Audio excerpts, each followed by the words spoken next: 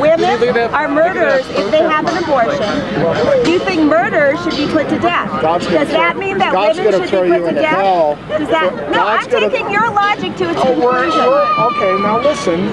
We're in a dispensation apart from the Old Testament. We are in a dispensation called grace, okay? Where you have the opportunity of repenting of your abortion. No. I'm not saying you had one. Now listen. I have had one, and I'm fine with that. Well, that's fine. That's fine. I don't have a problem with it, and I shouldn't repent because women should actually, they should control their own biology. Well, that's what man says, we are not subjugated to our biology. That's not what man says. Well, all you'd have to do is not have sex with a guy and produce a baby. Why can't you have sex?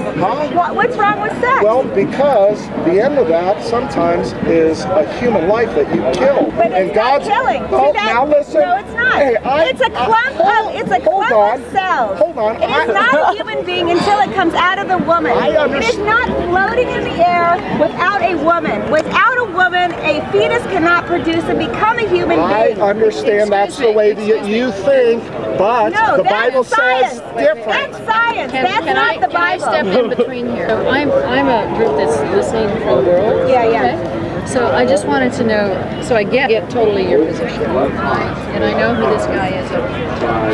Like this guy is and I guess that you're coming from.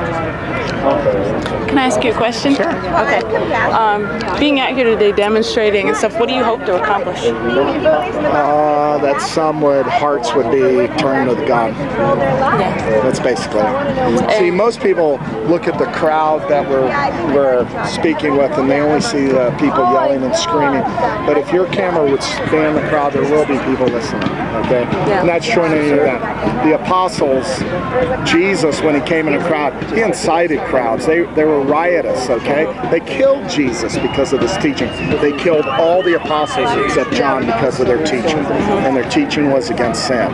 And men does not like to hear they're sinners and going to hell. Their teaching was also to love everyone. Well, their message was that there was a loving God that would forgive them after they repented, but they never... Jesus hung out with prostitutes. He hung out with sinners. He did not party with prostitutes and sinners. He went with them. A prostitute washed his feet with her hair. Nothing wrong with that. She got saved and he delivered 7 demons out of her. Listen to me, he did not allow her to continue in her prostitution. He told that prostitute. I have a doctorate in theology. Just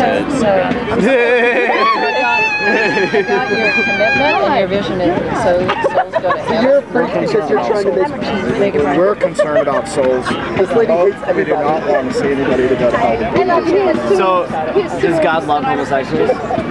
God is long-suffering. He doesn't love. He died for the sins of the world. That is an act of love. Jesus Christ preached love and he preached toleration. But he also did preach that sinning is wrong. But at the same time, none of us are perfect. Okay, hold on. You talked about the prostitute, right? Yep. The prostitute that came to him, that were caught by the Pharisees in an adulterous situation, right? Yeah. You know that? They came and said, Lord, should we stone him to death? He says, you that are without sin, cast the first stone. But then he turned to the girl and said, go and sin no more. It's dual. It's dual. Come on. Don't sin. Stop your sinning. But he has mercy. The reason why the Pharisees, the reason why they were against Jesus was because he hung out with prostitutes, because he had dinner with the destitute and the poor, because he loved people. He loved the unlovable. The number one reason they hated Jesus is because he was coming to destroy their religious system, which made money for them. I don't see any lamb. Well, if you were on the earth about 2,000 years ago, you would have seen them. And if you will open up your heart, you will see them. Because I've seen them. Close down my brain? Oh, you know what? God created your brain. No evolution did. He created your brain.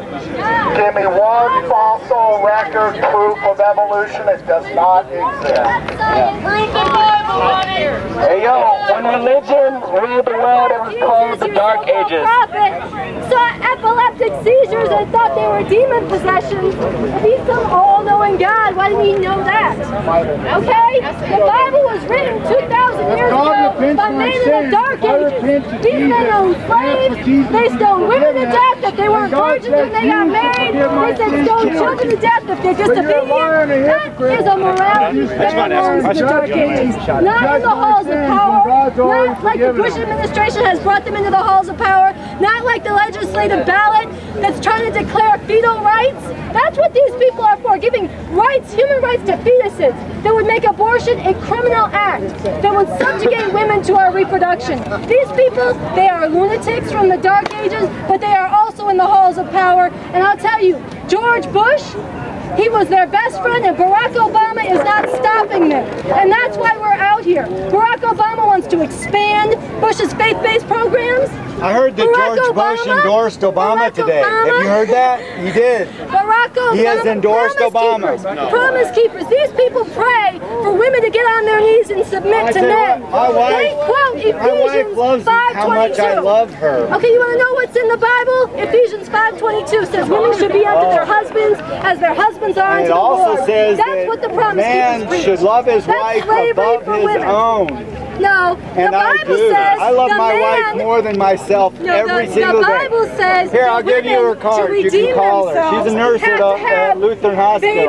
Very decent, honest woman. The Bible says women are the cause of the fall of man because we ate an apple 2,000 some 6,000 years ago. It says that man should have used his brain and not taken the apple. That's not the explanation for why the world is the way it is.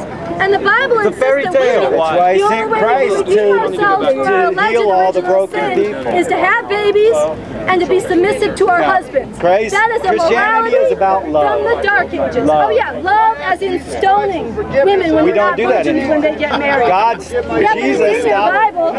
But what did Jesus do? He stopped them from stoning Mary. No, Jesus. You know what's interesting? We always tell this story about Jesus coming in and saying, "He amongst you without sin cast the first stone."